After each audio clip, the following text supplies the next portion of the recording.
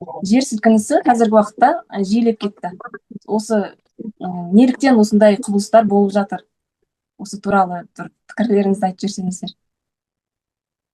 Негізі енді жер сілкінісі бұрыннан келе жатқан табиғаттың жаратылысы ма деп, бірақ бұрын өте аз болатын. Бұл жер астында өзгерістер, құбылыстар болып жатыр деп білдіреді. Сол ғарыштық энергияның, ғарыштық күн жүйесінің сәулесінің жердің ядросына әсер етіп жатқаннан жер сілкінісі көбейіп кетуде деп енді өзім сөйтіп түсініп отырмын, зерттеген соң біліп отырғаным. Ол тек қана мемлекетте болып жатқан жоқ, бүкіл жер бетінде болып жатыр.